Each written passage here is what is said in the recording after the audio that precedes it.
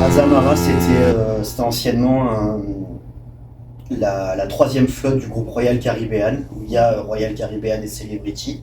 Azamara a voulu devenir indépendant, donc ils sont maintenant complètement indépendants. Azamara, c'est qu'un seul et unique groupe. C'est une compagnie avec 4 navires, donc là on est sur le Quest. Vous avez l'Onward, le Journey et le Poursuite. C'est 4 sister ships. Donc peu importe le navire que vous allez prendre, vous allez avoir exactement les mêmes choses, que ce soit sur le Quest, le Poursuite, le Onward, le Journey. C'est juste l'itinéraire qui change. C'est exactement l'itinéraire qui change. Il doit y avoir un bar qui est différent de chacun des 4, mais c'est exactement les mêmes. Après voilà, il y a l'Onward qui est plus spécialiste de grands voyages, des tours du monde, etc. Après Azamara de toute façon varie beaucoup ses itinéraires. Il n'y a pas qu'un itinéraire, c'est d'ailleurs des spécialistes. On est sur des navires qui font 700 passagers max, donc très petites unités. On est à 700 passagers, et il y a quasiment un membre du personnel pour un voire deux passagers, à peu près. Donc on est sur un segment luxe. On n'est pas encore au niveau d'un Regent ou d'un Silver Sea. Pour la simple et bonne raison, pour moi, c'est pas un vrai tout inclus. Donc il y a des boissons avec et sans alcool qui sont compris dans le prix de base. La pension complète bien sûr, mais il n'y a pas les restaurants de spécialité, il n'y a pas les excursions. Et il y a des boissons qui ne sont pas forcément incluses. Donc si on veut des boissons de marque, par exemple, c'est un supplément. Merci beaucoup. Oui, donc c'est Thank you. complète.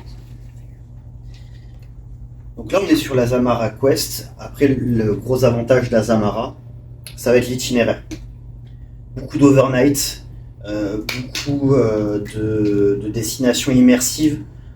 Par exemple, vous avez la Croatie intensive. Vous allez faire Dubrovnik, Zadar, je me rappelle plus du reste, mais vous faites que de la Croatie, donc vous voulez visiter un pays, vous n'avez pas envie forcément de le faire en mode sac à dos ou quoi que ce soit. À Zamara, vous pouvez très bien prendre un itinéraire où il n'y a que ce pays-là et vous le découvrez à quasiment 100% avec des escales tous les jours, très très peu de journées en mer, voire pas du tout. Donc c'est ça qui fait le gros point d'Azamara, c'est vraiment l'itinéraire. Vous avez des graisses intensives, vous avez aussi de l'Asie, vous avez des overnight un peu partout. C'est vraiment ce qui fait la force d'Azamara, c'est vraiment l'itinéraire. Vous avez aussi la gastronomie, on y mange très très bien sur Azamara, que ce soit au buffet, que ce soit au restaurant principal. Prime Sea et Aqualina. Aqualina, ça va être cuisine méditerranéenne. Prime Sea, c'est un peu plus steakhouse. Mais steakhouse gastronomique, c'est pas juste la viande grillée et basta. On va être sur quelque chose d'un peu plus travaillé, donc c'est vraiment les forces qui font Azamara. Petite unité dit que quasiment on est hacké partout.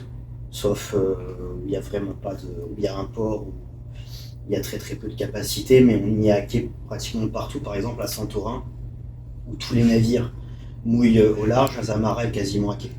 C'est l'un des plus proches. Donc c'est vrai que pour embarquement, débarquement, voilà, on met vraiment l'accent, en plus de mettre l'accent sur l'itinéraire, on met l'accent sur l'accessibilité. On va visiter les différentes zones du navire. On aura droit à 2 cabines à visiter. Le bateau est quasi full. On a quand même cette chance d'avoir 2 cabines. Je pense qu'il y a il doit y avoir une cabine extérieure et une cabine balcon, je pense. 8008, c'est des cabines balcon qui sont plus à l'avant. 4004, je pense que c'est des cabines extérieures. Donc c'est déjà bien, on n'aurait plus rien à voir du tout. Je vais me garder ça parce que sinon je vais me perdre. Est-ce que vous avez des questions rapidement? Je pense après il n'y a pas grand chose de plus à dire. Interview. Tout à l'heure, j'avais regardé sur le site. Est-ce que la croisière, elle fait des boucles ou c'est que embarquement d'un côté? Il va y avoir les deux. Ok. Pardon. Alors déjà, c'est pas les bateaux qui vont rester sur une destination pendant 3 mois. Là par exemple en Méditerranée, vous avez beaucoup de bateaux qui font du Barcelone-Rome ou du Barcelone-Monaco, etc. Quand j'en parlais tout à l'heure, quand ils font des itinéraires intensifs, ils font beaucoup de Athènes pour revenir, pour vraiment faire la boucle et vraiment tout travailler. Il y a des ports. Il y en a moins, parce qu'après ils essayent vraiment de le faire tout en large et en travers. Il y en a, mais il y en a moins. Il y a beaucoup d'open jour. Après aussi, j'en ai pas parlé, mais à Zamara, c'est beaucoup des croisières thématiques. Là, par exemple, on va y être en plein dedans. Vous allez avoir un navire à Zamara en plein Grand Prix de Monaco. Avec, il faut s'y prendre en avance, bien sûr, mais avec excursion et billets pour le Grand Prix. Vous avez aussi le festival de jazz à Baltimore. Vous avez aussi Venise, pareil. Il part pas de Ravenne ou de Trieste ou quoi que ce soit. Il est à Fusina. C'est juste en face de l'île de Venise. Donc plus proche en tout cas que des grosses compagnies de croisière qui sont vraiment à l'extérieur à 2 heures de l'aéroport Marco Polo. Voilà. Après les itinéraires. Vous voulez un itinéraire à Zamara, allez-y parce que vous allez vraiment le visiter. Okay. Après, c'est vrai que en termes d'activité, on va pas être sur quelque chose à la hauteur d'un Royal ou d'un MSC ou quoi que ce soit. Ça, c'est sûr. Mais vous voulez visiter une destination, vous voulez vraiment aller dans le détail des escales longues, parfois une journée vraiment complète, voire de 2, voire 3 jours, ça arrive aussi pendant les gros festivals, etc. Il y a vraiment de quoi faire. Et après, c'est des ports qui ne sont pas forcément accessibles par les gros navires. C'est ça qui fait la force d'Azamara, comme toutes les compagnies de luxe à Monaco. Vous n'allez pas avoir d'énormes navires non plus. Pour prendre cet exemple-là qui est le plus frappant. Et là, par exemple, c'est un des itinéraires qui partent de Barcelone, qui finissent en Italie. Je me demande s'il ne finit pas à Monaco. À Monaco. Mais du coup, les clients, ils sont obligés d'aller à Barcelone pour embarquer ou ils peuvent embarquer à Marseille? On peut, alors, je sais que... On va dire que c'est pas du tout le même concept que MSC où ça descend et Costa que ça descend et ça monte. Sincèrement, pour toutes les compagnies qu'on travaille, il n'y a que Costa et MSC qui fonctionnent en débarquement sur plusieurs ports en Méditerranée en tout cas. D'accord. Mais je pense que MSC et Costa, comme ils sont très sur la clientèle européenne, ils doivent répondre à une certaine demande. Il faut qu'ils répondent à l'italien, il faut qu'ils répondent à l'espagnol, il faut qu'ils répondent au français. Non, parce que du coup, d'aller jusqu'à Barcelone et après de repasser par Marseille, on se dit bonjour la maison avant de repartir sur l'Italie. Pour nous, en étant sudistes, c'est vrai que une croisière qui passe par Marseille, c'est une horreur. Je le sais très bien. Vous avez avec Royal Caribbean par exemple, avec le Legend of the Sea, qui est le plus gros navire au monde qui vient enfin en Méditerranée. Les 3/4 des points noirs qu'il y a, c'est mince, ça passe par Marseille, je rate une escale. Je sais que ça, c'est le gros point noir. Pareil avec Celebrity qui passe par Villefranche. Donc moi, je prends une navire Celebrity, je pars à Villefranche. Bah non, je rentre à la maison. Oui. Mais après, c'est aussi des itinéraires effectués pour l'international. Oui. Donc l'Américain qui a jamais vu Marseille, il va être content de passer à Marseille. L'Italien qui n'a jamais vu à Villefranche, l'Espagnol, l'Italien, il y a des chances qu'il soit venu à Villefranche. Mais l'Espagnol qui n'a jamais vu à Villefranche, qui ne connaît pas la Riviera niçoise ou quoi que ce soit, ça va l'intéresser. Après, c'est vrai que nous, en tant que Français, les 3/4 des remarques qu'on a, c'est mon bateau, il passe par Marseille, ou par Villefranche, ou par Nice, ou peu importe. C'est ça. Je veux refaire une étape alors qu'on y vit toute l'année. Je sais que c'est pas... Après, nous, on a des clients qui viennent de Bretagne et tout, ils n'ont jamais vu Marseille. Aussi, voilà. Nous, on parle en tant que sudiste qu'on est, effectivement, mais il y a des possibilités. Le mec de Bretagne qui n'est jamais descendu, le mec de Paris qui aime bien la Côte d'Azur, le mec de Strasbourg, etc. Donc, oui, en plus vous basez à Marseille, c'est vrai que c'est vrai qu'il y a un itinéraire qui passe par Marseille, c'est pas très nos clients, il faut plus les envoyer sur les intensifs qui fait Athènes ou... Non, voilà, si y a un client qui est attiré par l'itinéraire, avec Azamara, tu peux trouver. Bon, à part si tu demandes de la Méditerranée au mois de janvier, oui. Je vais te dire, ça va être compliqué. Mais là, pendant la saison estivale, un bel itinéraire en Méditerranée, il y a vraiment ce qu'il faut. Il y a du choix. La Grèce, ça se fait chaque année, la Croatie, ça se fait chaque année. Il y a aussi l'Europe du Nord, il y a la Baltique, il y a à la rentrée en septembre, il y a encore de la Baltique aussi quand même. Après, il y a de l'Asie, il y a de l'Amérique du Sud, voilà, il y a énormément de choses. Le seul bémol, entre guillemets, pour moi, c'est s'il y a trop de journées en mer, il faut vouloir se reposer. Voilà.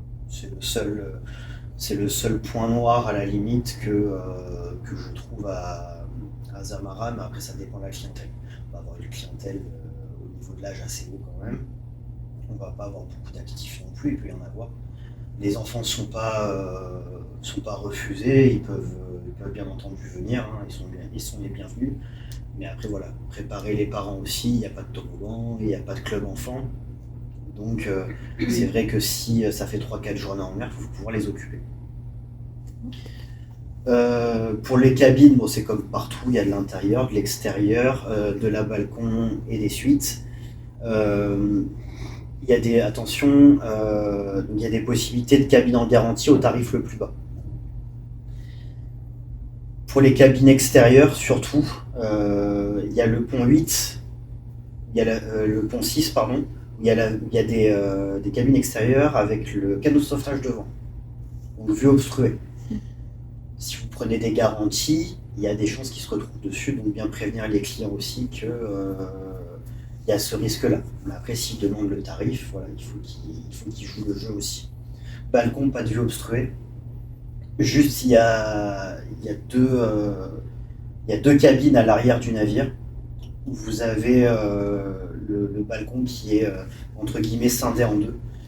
Vous avez la coque en fait vous avez le balcon qui est taillé dans la coque, et sur la gauche en fait vous avez la coque du navire, donc la lumière rentre un peu moins. C'est pas considéré comme une vue obstruée par Azamara, donc je vous dis ça parce qu'on a eu une réflexion client. Donc, maintenant on prévient. Pour les balcons, vous avez deux catégories de balcons. Vous avez donc ça s'appelle des vérandas chez Azamara. Vous avez la véranda standard et vous avez la véranda plus. La véranda plus, c'est exactement la même superficie, il n'y a pas de différence. Juste la véranda plus vous donne accès à un repas de spécialité toutes les 7 nuits de croisière. Donc, ou au Prime Sea ou à l'Aqualina. Si la croisière fait 14 nuits, il y aura 2 restaurants de spécialité. Ça peut être intéressant puisque vous avez des cabines un peu plus haut sur les ponts, un peu mieux placées. Et le repas de spécialité peut être agréable, donc après avoir la différence de prix à l'ajouter en plus ou quoi que ce soit. Mais en tout cas, voilà, il y a ce petit plus. Et il y a un sac aussi de linge sale à apporter à la blanchisserie pour pouvoir les laver. Pareil, un sac tous les 7 jours. Donc, si on veut revenir avec les vêtements propres, etc. Toujours pas mal. Ensuite, dès la première catégorie, c'est la Continent Suite, qui fait l'équivalent d'une Junior Suite sur d'autres navires. On est sur du 25-27 mètres carrés, plus 6-7 mètres carrés de balcon. On a tous les restaurants de spécialité inclus, salle de blanchisserie aussi. Il n'y a pas de restaurant de spécialité, puisqu'il n'y a pas de restaurant de spécialité réservé. Ça prend la place sur les restaurants de spécialité. Donc ils ont le choix entre le Prime Sea ou l'Aqualina tous les soirs, et ils sont prioritaires. Donc après, tous les clients, même si tous les clients ensuite viennent dans les restaurants de spécialité, il y a de la place aussi pour les autres clients s'ils veulent se faire plaisir un soir. Okay. Intérieur, extérieur, vue obstruée, je crois que j'ai fait le tour. Et voilà, je pense qu'après je termine. Je pense que je vous dis. À part le focus sur les itinéraires, il y a quand même un service de proximité, parce que ça reste un hôtel flottant 5 étoiles. Après, c'est le majordome, c'est ça Il y a... Déjà de base, il y a pour 2 passagers, il y a au moins un membre du personnel qui s'occupe de toi. Après, quand tu es en suite, oui, tu as ton environnement privé, tu as la conciergerie, ce genre de choses, oui, qui vont être plus attentionné vu le prix de la qualité. Voilà. Ok. Oui, ça va être un peu plus premium. Après, c'est pour ça que Azamara, je le classe dans du luxe décontracté. C'est-à-dire qu'il n'y a pas forcément de. Il peut y avoir des soirées le soir, ce genre de choses, où on peut être un peu plus habillé. Mais on reste sur quand même une ambiance très décontractée. Donc au restaurant, on va pas venir en short. Je préfère le signaler. Oui, on a déjà vu dans des hôtels 5 étoiles avec les shorts Lidl. Donc, J'ai vu ça dans une visite navire il y a pas longtemps. Donc moi, je préfère le signaler tout le temps. Mais voilà, on va être sur quelque chose de très décontracté. Voilà, en gros, c'est vraiment le but de l'hôtel flottant. Vraiment, c'est vraiment ça. La journée, on est en excursion, on est dehors, on est sur la piscine, on se dépense un petit peu. Le soir, on va manger au restaurant, une bonne tablée, un bon repas, etc.